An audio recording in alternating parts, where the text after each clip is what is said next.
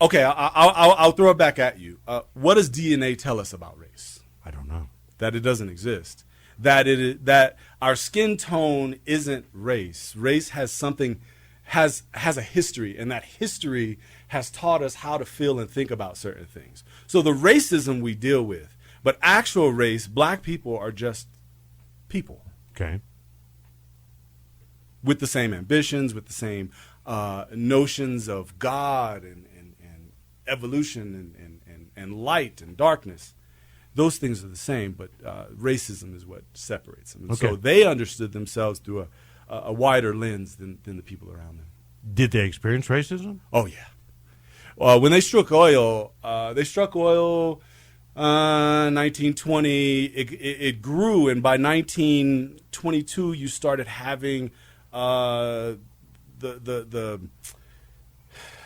the leaders in Roswell inviting Ku Klux Klan speakers from Texas to come in, and you had the first Klan to develop in New Mexico. New Mexico was not a hospitable place for the Ku Klux Klan, except in Little Texas or eastern New Mexico. Right. And so it grew, and they had their inaugural cross burning in 1924 down the street from. All right, this is South getting Virginia weird. Street. Let's take a break. I promise I won't talk any more about football. Dr. Timothy E. Nelson, along with Greg Waits. Greg is an architect, right? Architect and artist. And trying to resurrect the project around Blackdom. The event will be CCA tomorrow at 6 till 8 p.m. tomorrow night. Of course, CCA at 1050 Old Pecos Trail, right below the Children's Museum. At 44 minutes after 3 o'clock. We'll be right back.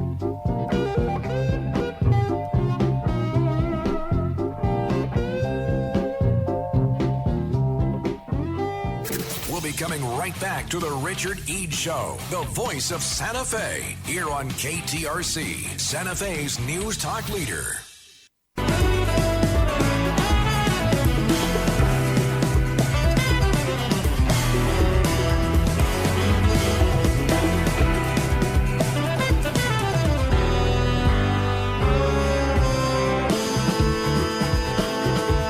Our guest is Dr. Timothy E. Nelson, Doctor of Philosophy, lives in Los Alamos. He'll be doing a presentation tomorrow evening at CCA up off Old Pecos Trail at 6 to 8 o'clock tomorrow night, intersecting Blackdom, New Mexico. An evening with Dr. Timothy Smith along with Gregory Waits. He'll be there as well. All right, so I got to ask you, philosophy who? Anybody in particular? Me? No, I mean, which philosophy? Okay, that I Malcolm X or Plato? Huey P. Newton. Huey P. Newton. Okay. Yeah. It was going to be Plato or Huey P. Newton. Okay. At New Mexico State. New Mexico Got your State. doctorate at No. I got it at UTEP. New Mexico State has. We have a problem at New Mexico Okay, State. all right.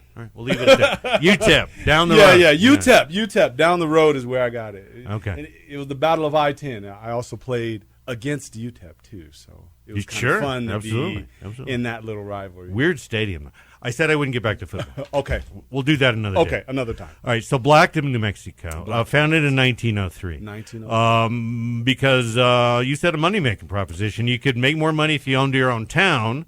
And so how many families originally? Originally, the original was 13 families. From? A lot of them were from Texas, Okay. some from New Mexico, but the people who came in and started organizing the enclave into a more business approach, Right. were from Georgia, and they had come from college, most of them, Morehouse Okay. and Fisk. And I mean, was places it like a cult? It was like a church. So Okay. it depends, because these people came as God-fearing people. Okay. And so preachers led the community for the most part. They had, but they also had a sector that were Freemasons. So there was a lot of intellectualism in there. They actually had a seminary at one point. Wow. Yeah, the first. And then first, they found oil. How in the heck did they do that? amazing, right? Bubbling up through the ground like Beverly Hillbillies or what? That's not exactly how it happened. It happened in the region, and then they were able to pool their land together Okay. and then get exploration. So somebody companies to drilled come around in. Artesia or somewhere. Well, about 1909, I think, is where they started saying, "Hey, this land may have Okay. oil." and Geology's then- right. and then they pulled the land together when I guess someone came to them and said, "Hey, how about you do this?" And Okay. they started doing their own research, and then they formed the company. So they drilled. They had some wells. They found Yes, oil. yes, They produce oil. yes. They sell oil. Yes. They make money. yes, Ku Klux Klan came in because they were making money. yes. So Roswell invited the It didn't KKK work though. in. This is the one story where the Ku Klux Klan were kind of, didn't work. Can't they scare 'em they off. didn't stop anything because they created a town that was what we would call today a virtual town, because you had homesteaders.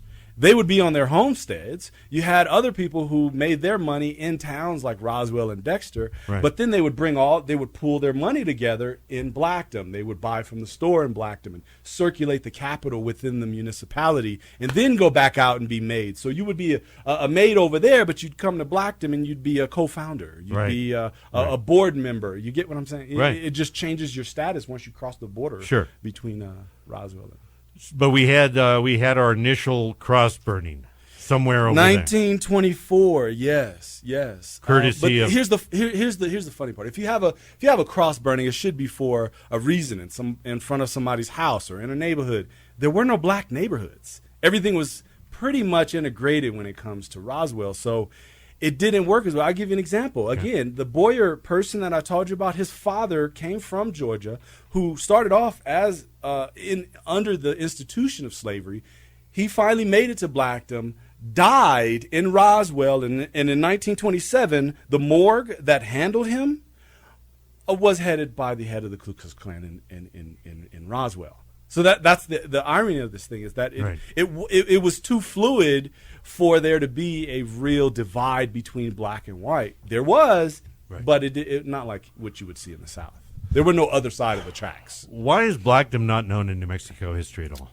because you don't have black historians here. You don't have a single department in an institution in New Mexico that teaches black history. So you don't have any pool of black historians to actually develop this history. And you've never had a department here. At New Mexico State, you don't even have a black history being taught at all. And at UNM, you do have a program that is departmentalizing as we speak, but that's now. That's in the 2000s. You So- haven't had the development of black historians to go in and develop that history. Our guest is Dr. Timothy Nelson, Doctor of Philosophy, lives in Los Alamos, intersecting Blackdom tomorrow evening at CCA at 6 o'clock. So if people want to find out your research, what did you have to do? Are there books about Blackdom? Are there descendants of the people who lived in I did Blackdom? something Are there better. Any documentaries about Blackdom? Sure. I did something better. I made it accessible for everyone online. If you go to Instagram and you look up Blackdom, New Mexico, you're going to find the history of Blackdom and the people who are trying to resurrect it now. Okay. If you go to Facebook, you're going to find another location and other historical So just pieces. Google Blackdom, Just New Google Mexico. Blackdom, New Mexico, or Google Giggle My Ass Off. And then you'll find me, and then you can find the history of Blackdom. Okay. and you put all that there. You put up most of that information. All the information is there. You end up with the not so good information. Okay. Here's how you know if the information is good. Right. If it includes the oil company. If it doesn't include the oil company, and Why did they leave that out? Again, you don't have a single department that teaches black history in all of New Mexico. But I mean, it'd have to be intentional to leave that out, wouldn't it? You said it, not me. Black gold, Texas tea, can't have that. You had to with leave it black out. people? You had to leave it out. There's Okay. a racialization process that happens in the borderlands, and part of that racialization process is to not teach actual history. I mean, even when we go to Blackdom, you have to say, well, you also have to include that, the land was indigenous land. So even as they were creating a town, they were created on land that was stolen from indigenous peoples. Right. And that's a hard history to tell. It's easier to just say, oh, Roswell. you know? Right. Aliens, Yeah. which they deserved.